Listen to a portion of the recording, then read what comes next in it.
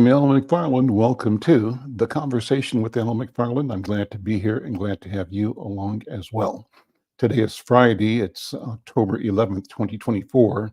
We're getting there day by day, hour by hour, minute by minute. We're heading to what I call a modern inflection point, a day of reckoning, hopefully a day of reconciliation. I'm talking about the 2024 presidential elections. And I'm talking about all of the down ballot elections as well. I want to begin by reminding all of us that if you haven't voted already, try to do so. If you haven't registered, you must do that in order to vote, but you can vote early, particularly here in Minnesota and in many states around the country, no matter where you are. Also, if you don't choose to vote early, there's an option of an absentee ballot. There's a window of time that has to be done prior to the election. Check your local election resources for that information.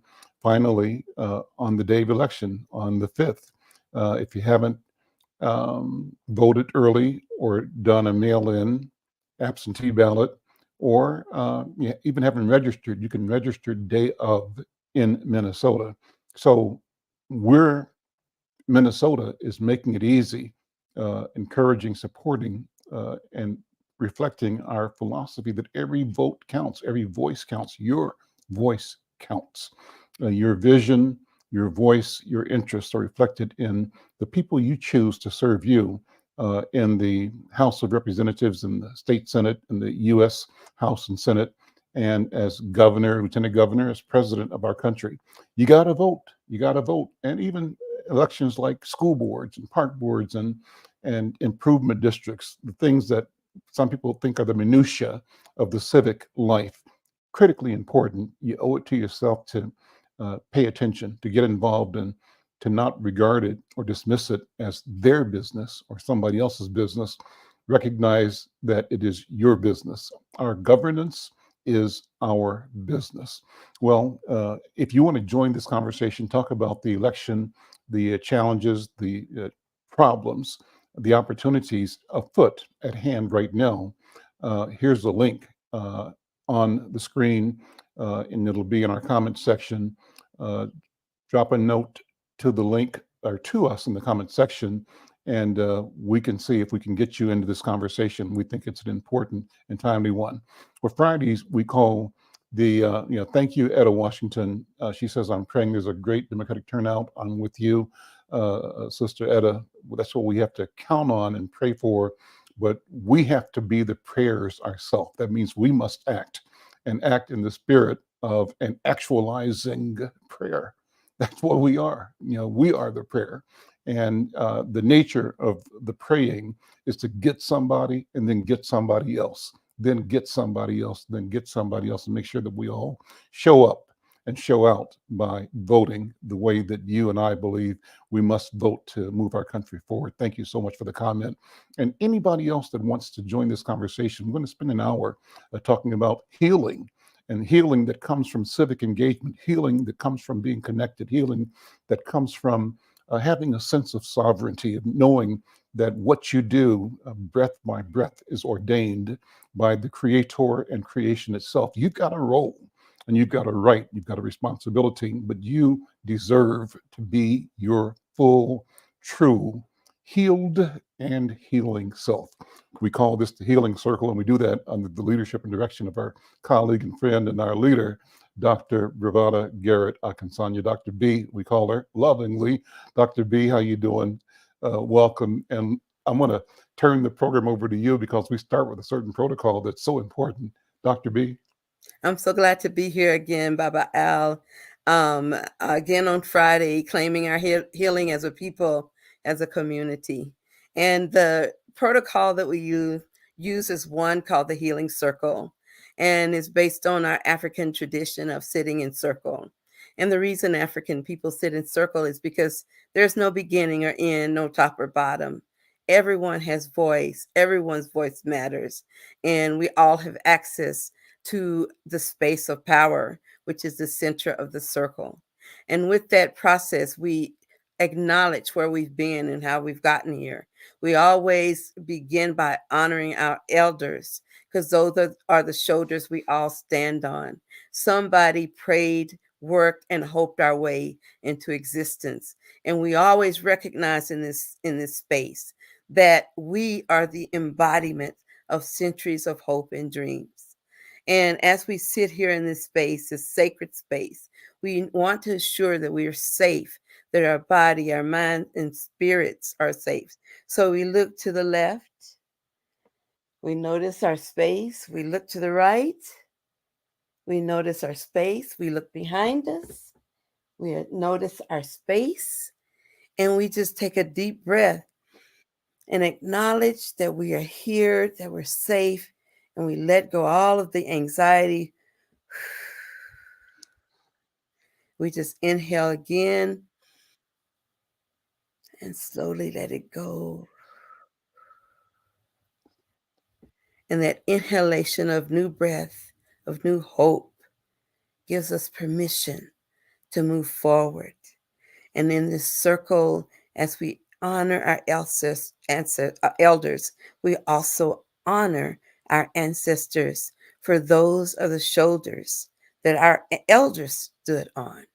And we honor them not just for that, but because they're closest to our Creator. So, in this space of honoring past, present, and future, we have a beginning. And in that beginning, we have voice. And in this circle, the way we use voice is everyone has access to the talking stick. And because we're virtually in a circle, our talking stick is virtual. So anyone who needs a stick can ask for it and be given to you if the spirit so moves. And we just make sure that everyone in conversation has a chance to have a voice. So with that, I say thank you, Ashe, for the stick and for Ashe. introducing it. Thank you, brother, to this space. And I give the stick back to you, brother Al.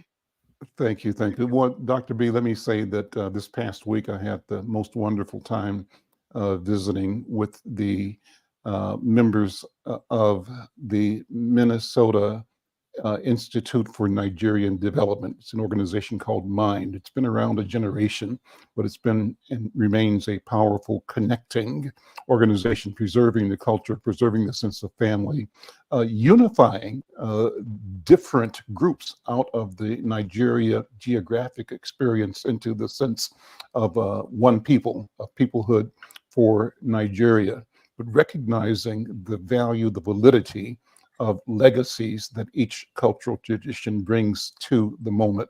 Well, this was the anniversary celebration of Nigerian independence last weekend, last Saturday, but we also had the extra benefit of celebrating and honoring our brother, our chief, Yele Akinsanya, your husband, Brother Yes. Yele, Chief Yele, his birthday. And Uh, in recognizing his birthday, we also learned about the critical role that his family played in the founding of the nation. We're pleased to have Dr. Richard Oney, who is one of the, I think maybe the original founder of MIND, MIND, Minnesota Institute for Nigerian Development. But Dr. B, I'm going to hand the talking stick back to you to ask you to introduce Dr. Oney. I'm so pleased to do this. Dr. Richard Oney is a licensed clinical social worker. He has consulted with with WHO, the World Health Organization. He is, I call him the godfather of African people because he's welcome in any tribe and any group from Somali to Cameroon to Nigerian. You'll see him at the events and the parties where he's recognized for his visionary leadership. I met Dr. Oney years ago when we first came to Minnesota. I was attempting to do a libation in English, and the words were also in Yoruba, which is our tribe. You're in our tribe. And as I was getting ready to do it, I met Dr. Oney, and he said that he was Yoruba, and he led the prayers and the libation in Yoruba, and I did them in English, and that's when we were brothers and sisters ever since. So I'm just more than pleased to see his visionary leadership recognized as the founder of Mine in Minnesota, and what that means for us as an African people in the diaspora. So here, I want to welcome Dr. Oni to the circle. I say, Dr. Oni, welcome to the circle. I give you the talking stick. You're muted. There you go. So welcome. I'm giving you the talking stick, just saying once again how proud I am of you to be your sister and friend in the Yoruba tribe, and all you've done as a visionary leader to bring Mind about, and all the other ways that you've influenced us as African people in the diaspora. So I'm going to hand you the virtual talking stick so that you can have voice and just say hello, and whatever you'd like to say about yourself and what your vision is. We'll have this conversation today. Welcome. Wow, thank you very much. This is very impromptu, but we have a saying in my country that wherever you see a snake, there's always gonna be teeth in its mouth, and so anywhere you see me talking about Nigeria, it can be day, it can be night. I'm always ready for that, and it's a very good country of ours. And I came to Minnesota in 1987, and I joined Minnesota Institute for Nigerian Development in 1989. That was the time the founders brought me on board, saying, hey, and I came from Wisconsin. After finishing University of Wisconsin was when I came down here. And I've been in Minnesota since that time. A lot of conviction were given to me to move, but I could not close my eyes and move away from the cold place of Minnesota. and so I met Dr. B years ago in a conference. I was presenting, and she too came from Texas to present. And I look at the name. Your name will sell you out. I saw that name that says Akinsanya. That I kept looking at that name until when I spoke with her, I said, oh, well, yeah, maybe bearing the name, but it's like the voice does not sound like the name, bearer of the name. And so then introduced that I'm married to your brother, and he's a Yoruba, and I'm presenting, and I'm to do, libation. And I said, oh, wow. I was so impressed that, it's not a Nigerian by birth but by culture. But then he adopted this culture and wanted to do it in a big conference like that. So I joined her and, just spoke the language that the libation understands because it does not understand English.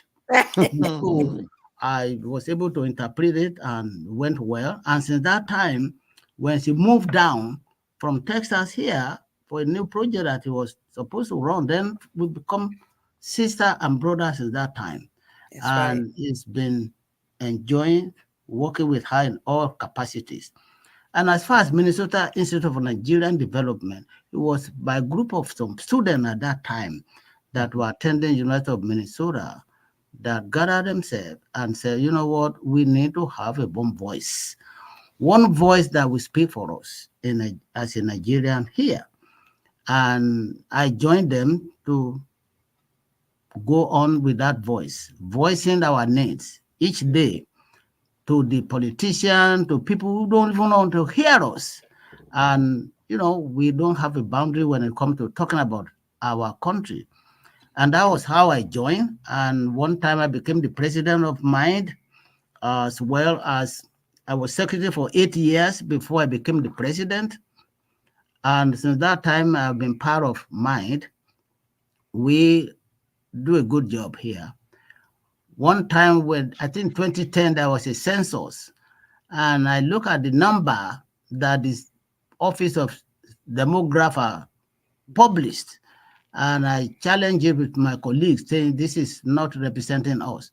And that was when they said, okay, in another 10 years, they will involve us. And since that time, they've been involving us in census. because our people will go to places where other people cannot go when it comes to counting and going to houses. And that was when they start looking at us as impact in the calculation and population study of Africans, especially Nigerians in Minnesota here. And every fourth weekend in October is when we do the celebration, because it usually fall on either 1st or 2nd, the month of October. And we had it October 1st, 1960 was when we had our independence. And so we've been carrying that banner and the same voice that the colonial master and our own people said, you know what, we need to have our own independence. And it's been going on since that time. I don't know. I know we also, right now, we are working on having a Nigerian center that we can use and we can say this is our own place, instead of going to different places where we can showcase our artifacts and our people and our culture. And I'm so glad to be invited to this impromptu discussion or hearing our voices. Voices are very important. And when people don't hear your voice, it's that they're not hearing, it's that you don't exist. See, the voice represents your existence. And that is why I quickly joined this informal information. And thank you, Alma. Finally, I was able to attend the passing of your mom. Yes, thank you. And so when I saw you again, every time I see you, I always think, hey, it's a brother from different mother. Thank you very much.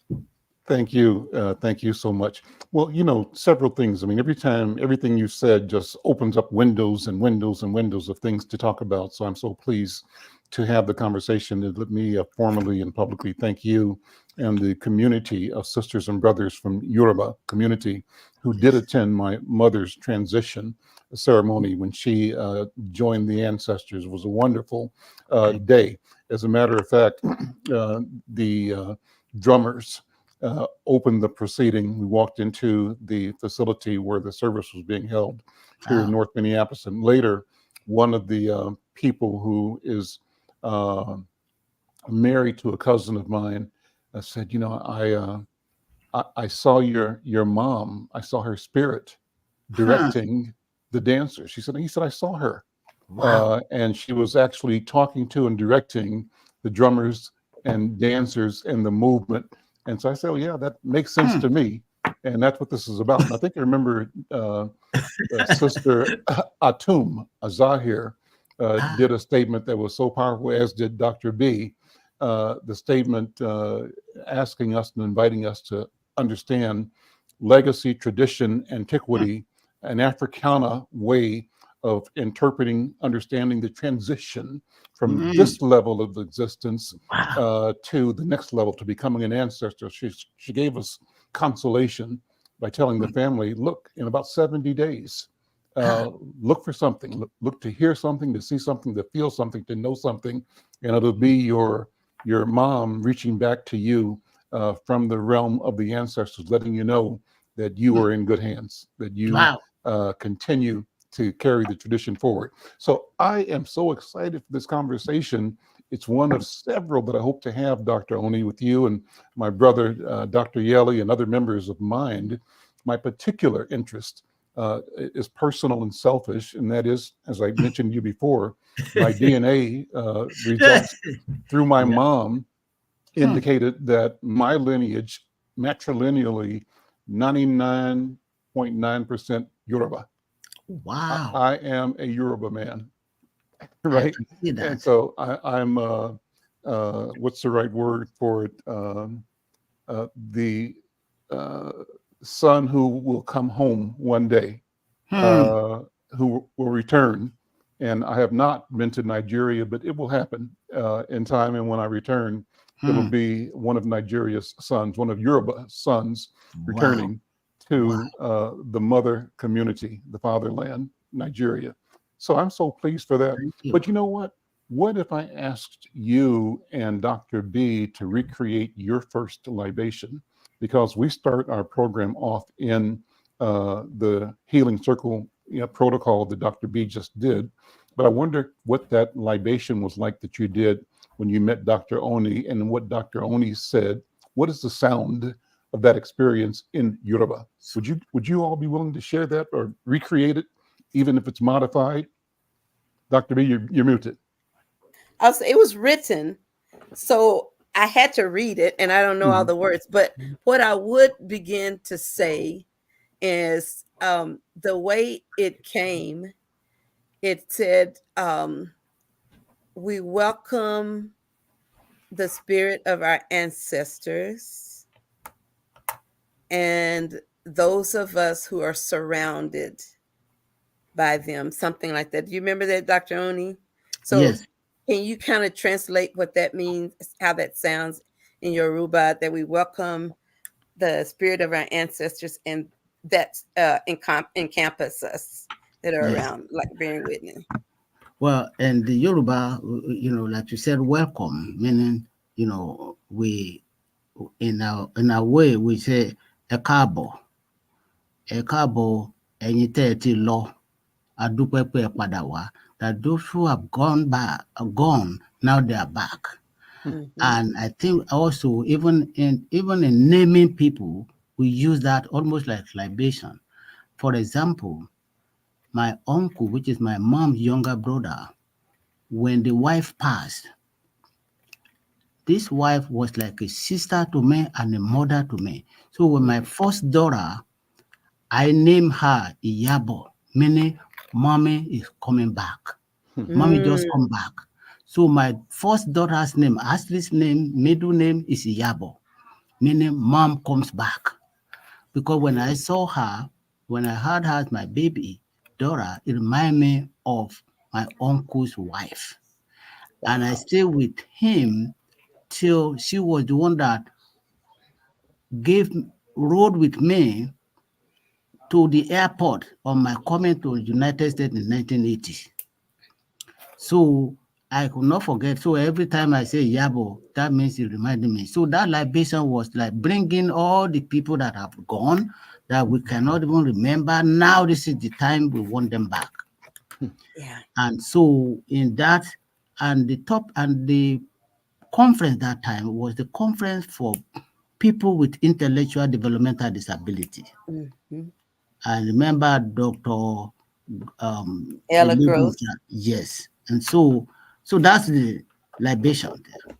And sometimes we use this libation also to bring back those spirits. I want a man to teach so. I want a man that a man means life that have gone. Now we are appealing to you. I'm begging Padawa. We are begging you and appealing to you to come and join us. Yep. Yeah. And the adding to that is the power of the African voice in the calling of names is so sacred, because we believe when you call that name, all the spirit they poured into you comes back.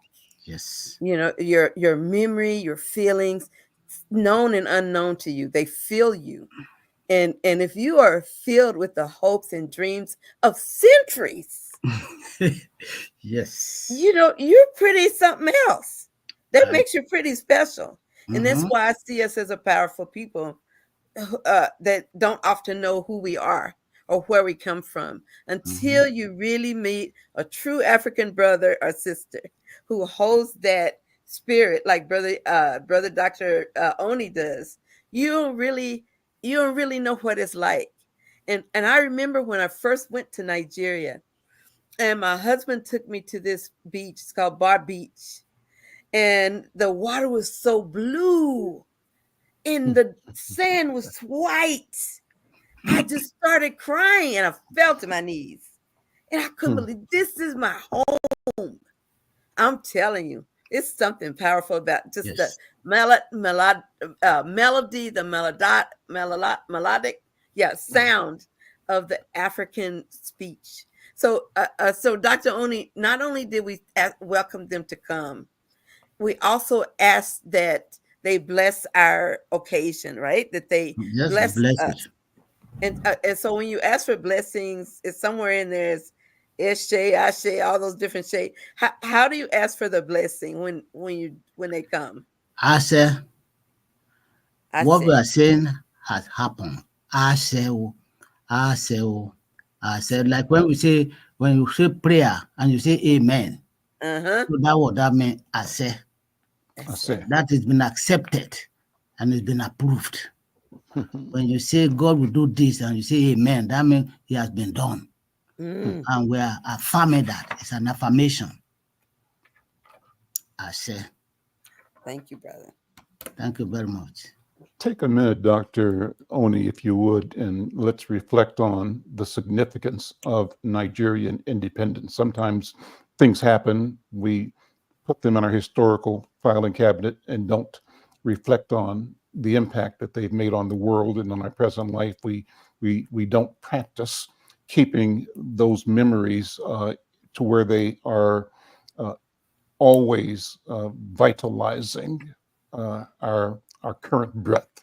But if you would talk about the drama, the history that led to the creation of Nigeria and the powerful meaning statement being made to the world as Nigeria assumed its independence. Well, the impact is very important and it's very honorable. When I talk to my people, because there are so many tribes in Nigeria. So in Minnesota, when I was the president, I addressed people at the independence that we all came here with green passports. And now many of us, that green passport turned to blue passport. We did not come here with Igbo passport, Yoruba passport, Benin passport, Hausa passport. We came here with only one passport, and it's green passport. So for that reason, we need to be together because one thing that binds us together is that passport. People may become president or having American passport, but what led to American passport is that green passport. So that is what I use to make people realize that we cannot be divided. Even though we have so many tribes and languages, our passports is only one that binds us. And so we need to respect that. And a lot of things are happening in Nigeria that people say, why are we celebrating independence here when people are dying of hunger and this? And I kept saying that we still need to celebrate it because of that green passport that is acceptable in the world. You may become dual citizen here, but what is that made you that? So it's like, don't forget the finger that fed you.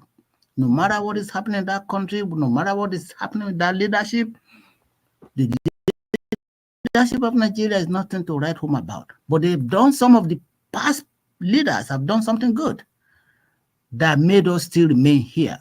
Many Africans in Minnesota do not have dual citizenship, and they envy us for having that. So when I reflect in the end of the independence, I go back to these good leaders. You see, leadership requires a lot of acceptance of your people that you are leading. You cannot lead people that don't want you to lead them. That is what leadership is about. People allow you to lead. That's when you become a good leader. In many African countries, people did not allow them to be led. And so when we reflect here in Minnesota, I usually bring those things to people's perspective to say, this is what it is. And that is what has been guiding us to propel and navigate those differences that we might have that will collapse the entire organization. I keep reminding them, what brought you here is because Nigeria is acceptable all over the world, and their passport that brought you here, that makes you become a citizen. And so we cannot denounce that. And we cannot undermine that as well. So that is what my word of encouragement is in my reflection. Thank you. Well, let me ask you, Dr. Oni, to talk about this is a step further back from what you've just described, and that is the platform created by the green card transforming to the blue card present, access to the diaspora, the U.S. in modern times. But prior to that, my question is, what are the creation stories of Nigerian people? When I think Nigeria, I know that there are many, many cultural and ethnic groups, but the ones that come to mind as predominant or most in number are Yoruba, Hausa, Igbo, Ibibio, maybe Fanti, but I'm not sure. But those are the ones that I know about, and there's got to be a gazillion more. But what are the principal creation stories? How do these cultural lineages explain why human beings exist, why the earth exists, why existence itself is present? Can you tell the stories that you grew up with or studied or learned? Well, well, when it comes to the issue of what the stories, well, the stories start from students. Many students that came here in the past, look, they found themselves being alone, being isolated. And sometimes when you fight those students, isolation, loneliness creates you to say, I don't want to live this life like that. And so people start telling their stories, whereby they come in, they're alone, but then they found other group that may be doing things together. And that was how, so the individual experiences here is what really brought us together in terms of the lineage that we're talking about, regardless of whether you're Hausa. Up to now, we still have individual heritage or ethnic groups like Umune. I'm sure you've been to Umune Festival. I have. Igbo Festival.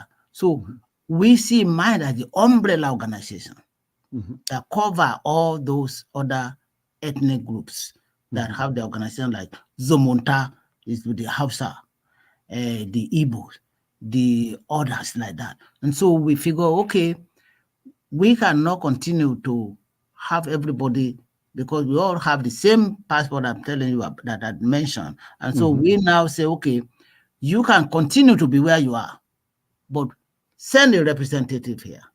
So the starting point of this is based on isolation, loneliness, and trying to connect, because we believe that connection is very important.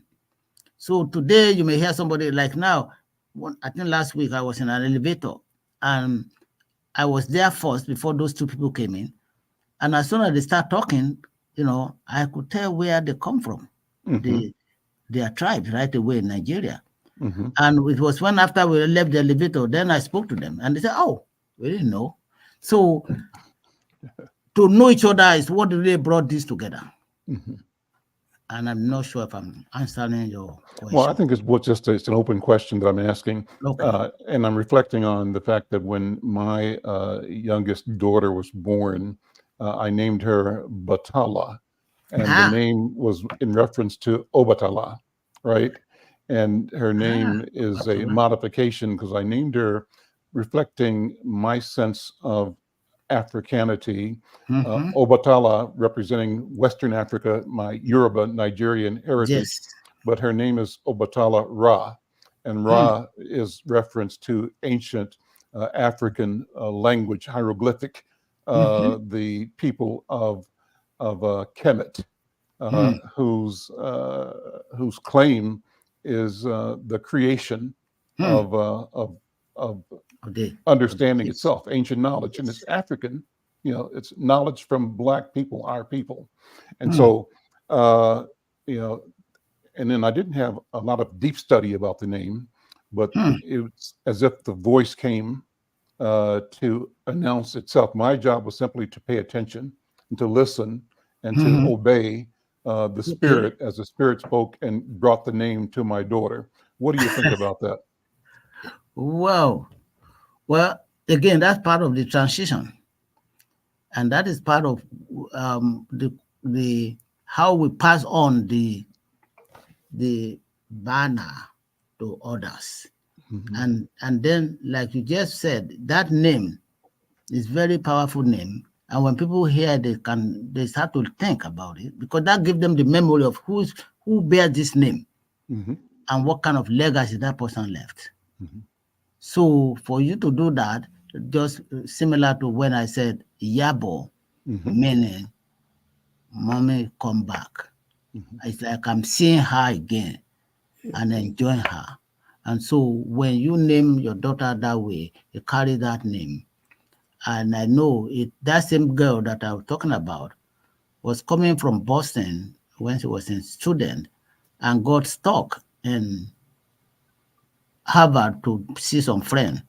Well, she lost her American passport. Well, luckily, I have an active Nigerian passport for her.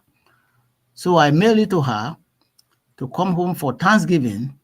And then she got in Chicago. The plane did not come because of weather. So she went to this hotel. And apparently, I think the person in the front there must be African.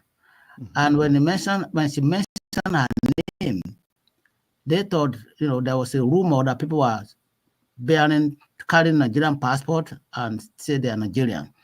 So this guy, I said, "Oh, what's your name?" And he said, "Oh, Ashley One." And the guy looked at her and said, uh, he said, "But you are carrying Nigerian passport. I've not seen Nigerian with no accent." So she No. told my daughter that. So they were questioning her. So they have to call me and I have to explain to say, yeah, this is my daughter. I'm her father. And so he said, this Nigerian passport is carrying is legitimate for her to carry. And Uh-huh. so again, that name threw this man off when he said, when he looked at it and he said, actually, Yabo. And he said, and he said, I've not seen Nigerian with no accent. Well, he's born here. So the only accent is born is the one that is giving birth to here. The water that is drinking is Minnesota water that has no accent. That's right. That's Minnesota water doesn't have accent. So you can see how things kind of move around. Yeah. And I always tell people when people talk about culture, and I say we're all culture carrier. We carry our culture with us. And December 30th is always my birthday, and I call a friend in America, a Minnesotan guy. I say, "Oh, today is my birthday," and he said, "But you are Nigeria," and I said, "Well, I carry my birthday with me everywhere I go." So, I said it's like culture. And when people say I don't see you, it's like you don't see me. You don't see the blackness. It means that you don't see me because part of me is that color. And if you don't see my color, that means I don't exist. Uh-huh. And so we have to carry whom we are everywhere we go so that there's no question asked. Mhm. Let me jump in. One of the Mhm. things that I think is interesting is how African people generally are very generous. I've never seen a stingy African person. I've never seen it. And I remember the first time I went to Nigeria with my husband, I felt that it wasn't a pouring of love, it was a showering of love. And from the children who don't know you, calling you auntie or uncle, and really helping you with everything, picking up your purse for you. I mean, just loving you. From the women braiding my hair and teaching me how to make egusi soup. All of those things were so, so generous. And I think about African and the equator, where it's warm and it's the center of our world, the equator that covers the earth. no matter where you go, it's there.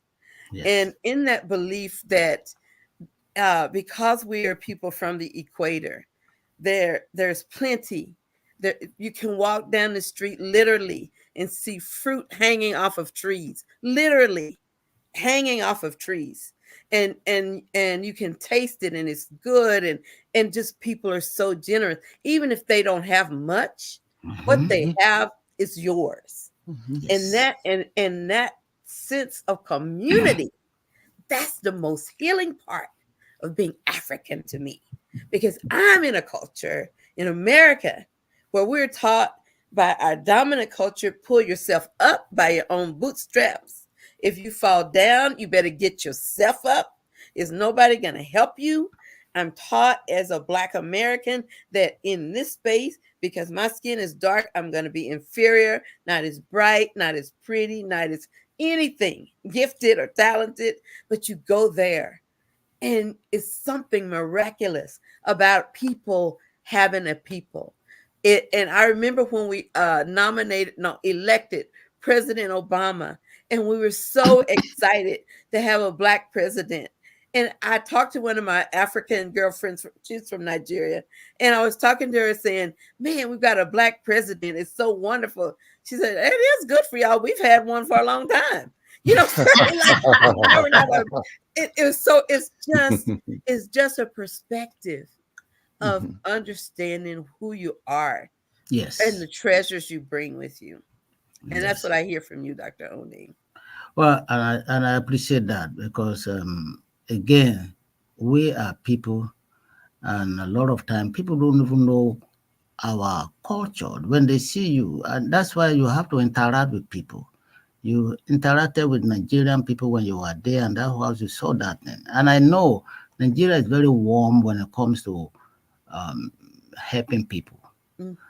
You know, I remember when we were growing up, when the person of color, like white, when we used to have all those missionaries, when you were in the post office, when we were in the post office and there's a line, we allowed them to go. It's not because they are superior, but we feel for them that they are only one around.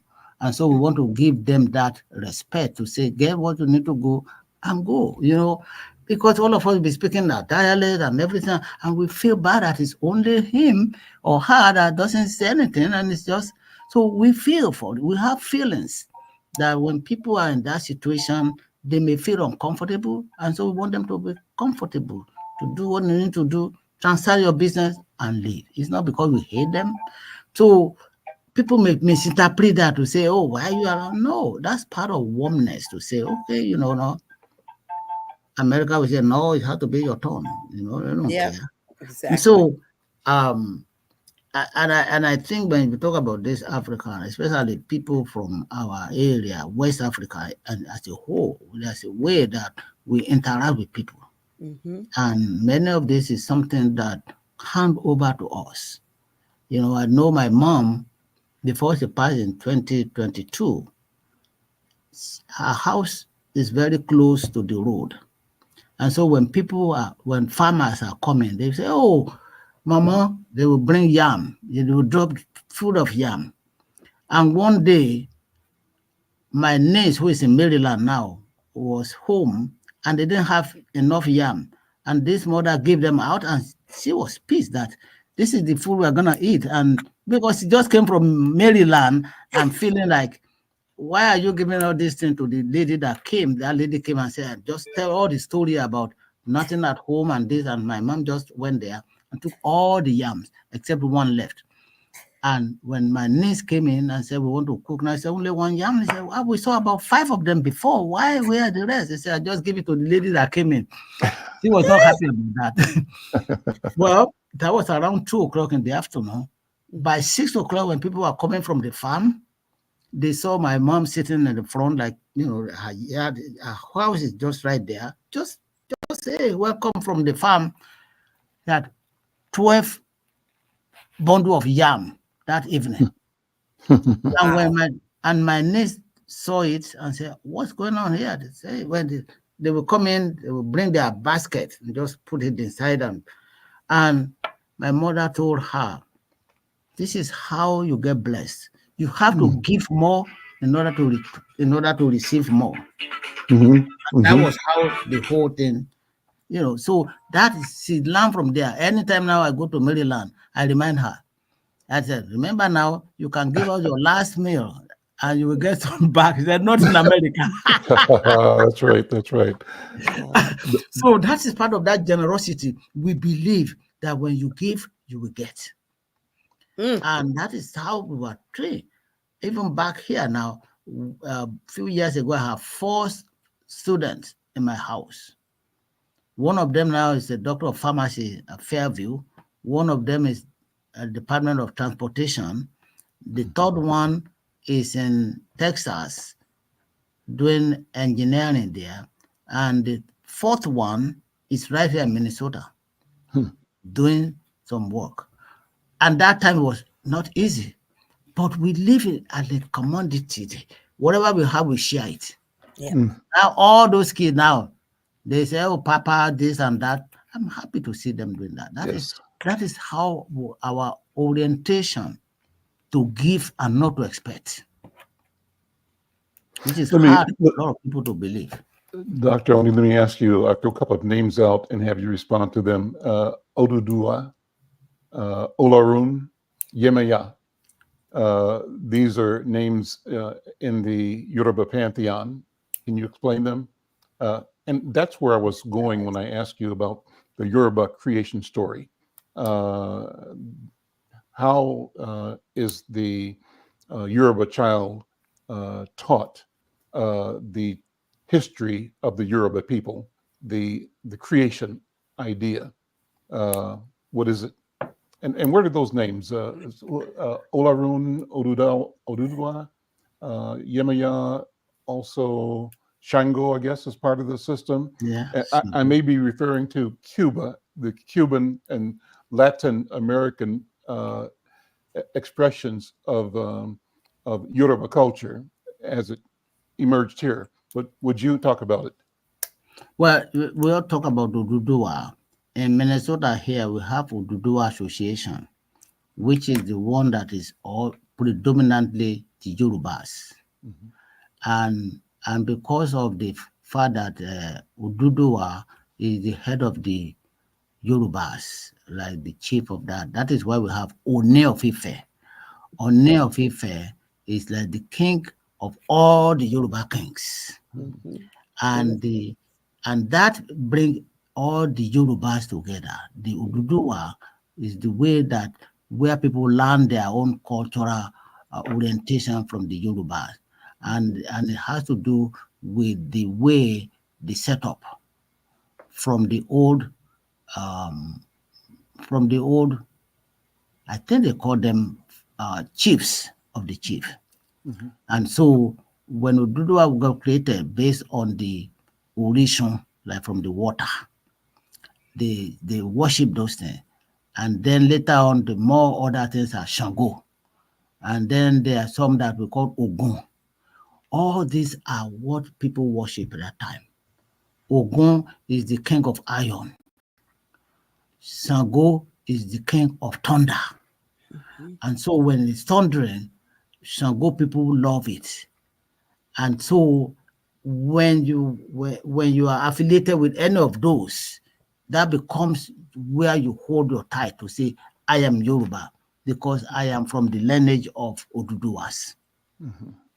And up to now, when we talk about One of Ife, it's almost like about Oduduwa now, because it crossed across all the Yorubas.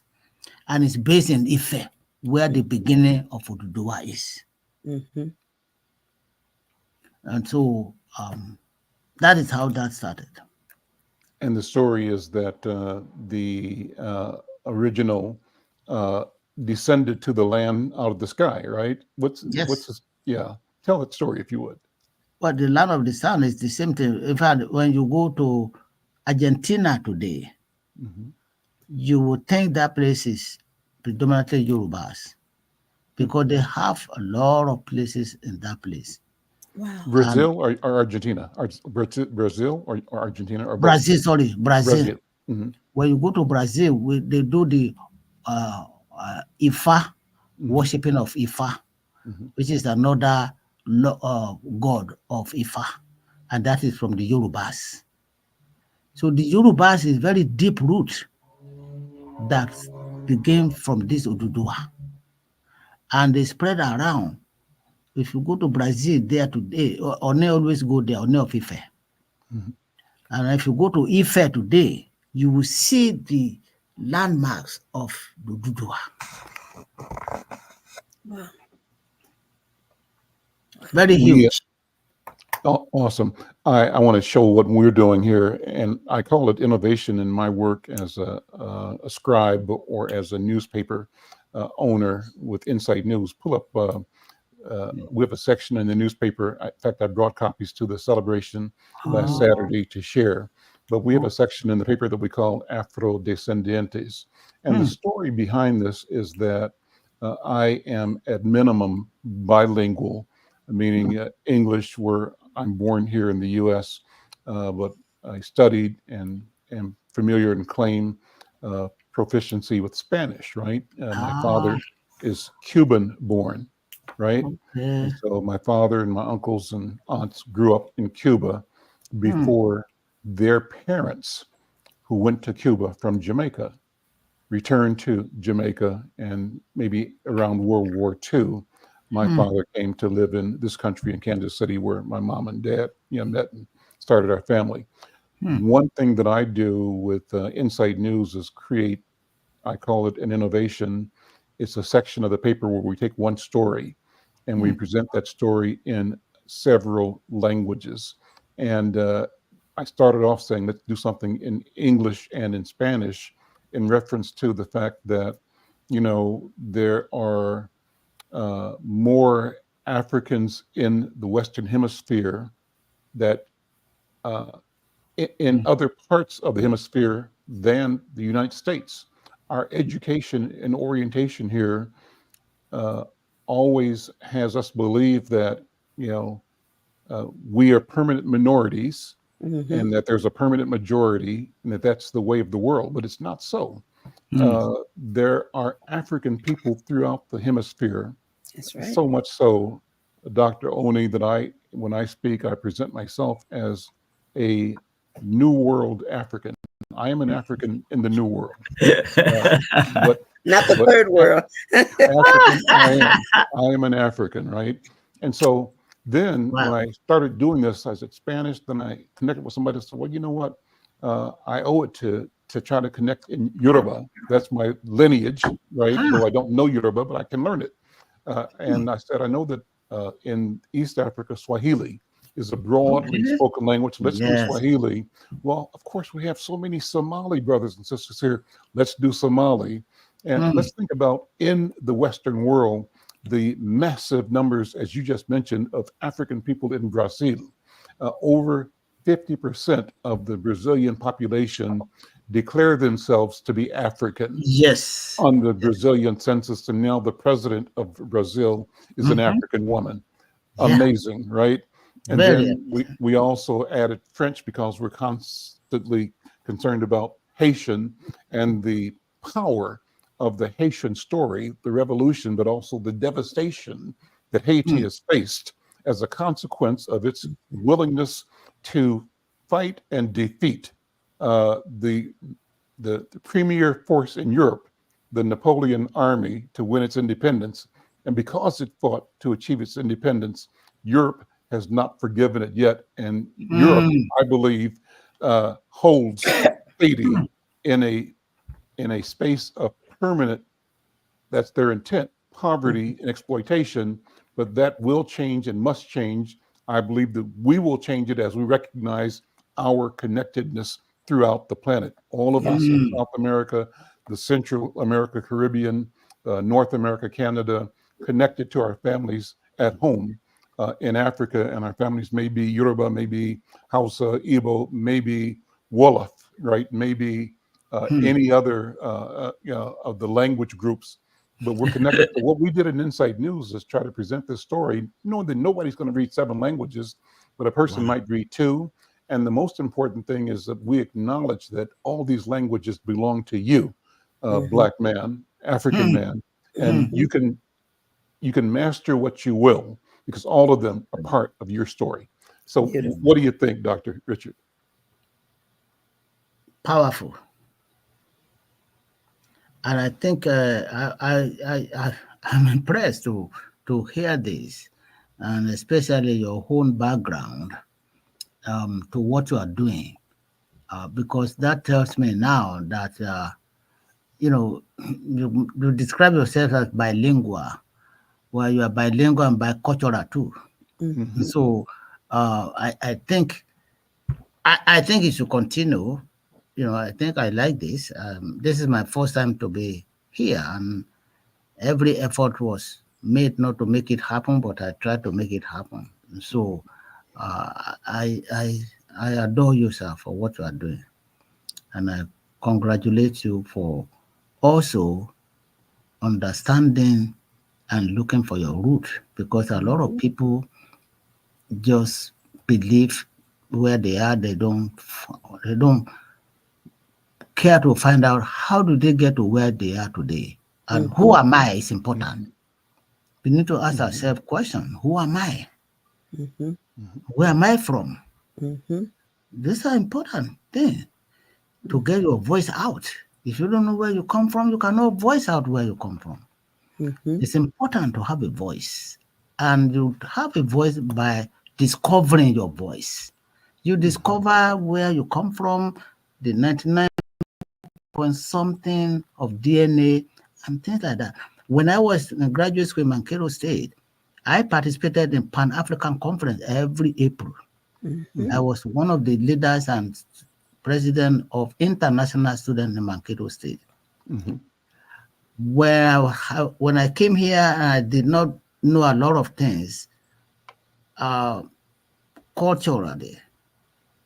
I had a roommate when I was in the undergraduate in Wisconsin, Madison. And one Saturday morning, this guy, we were roommates. Every time I come to the class, go to class, the room will be so cold.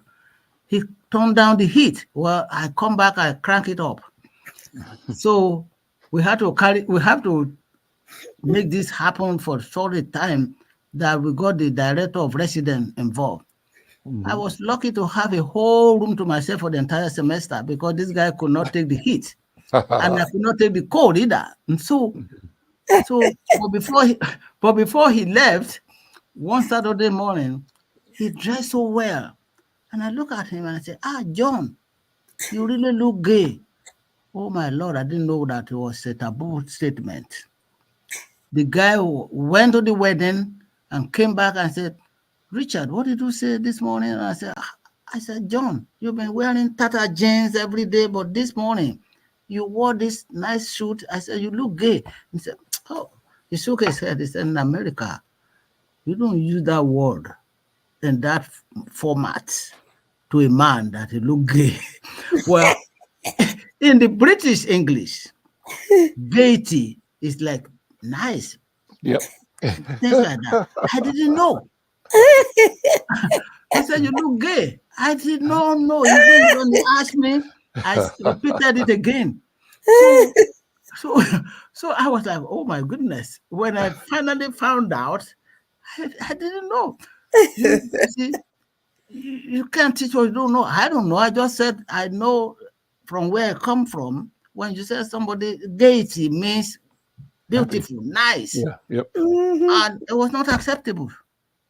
So I'm saying this just to paraphrase. Sometimes when you are in a place, you discover so many things, and so forth. And and I still say the same thing when we are working on convey the Pan-African Conference every April, and people talk about their experiences, trying to discover where they come from. And I sometimes say to them, I never knew I was Black until I came to this country. That's right. And how will you not know whom you are at the age of 20? Because at that time I was, close to 20 when I came here. So I should know my color, but it was not important at that, because we didn't see that as something. Everybody. It was everybody. This was the majority. It's just whom you are. Mm-hmm. And that is why I still carry that with me. I say, I always carry my blackness with me. Mhm, Though Beautiful. I did not know that I was black, mhm. because nobody ever said that, hey, you are black. Hey, everyone is black where I come from. So it's no big deal. Oh, see, let me jump on. So, Dr. Oni and Baba Al, I know we're getting to the end of the show, but I just want to say what a joy it is to have this wonderful conversation about our blackness and what it means for us as individual. The words I didn't hear were shame or hate or not believing in our power. It was just the opposite, the whole Yep. conversation. So I think this is a great example as a mental health professional of what we call cognitive reframing. We Mm. reframe the picture and we see the beauty in who we are. So I just Yes. want to say thank you for coming, Dr. Oni, Thank you and very thank much. you for having this Thank you for conversation, Brother inviting Al. me. Thank you And, for inviting and me. I think that's a mic drop. Thank you, Dr. B. Thank you, Dr. Oni. I'm Al McFarland. We'll see you next time. Take care. Thank you, sir. Have a good weekend. Thank you. Thank You you. too, Baba. Thank you so much. Yes.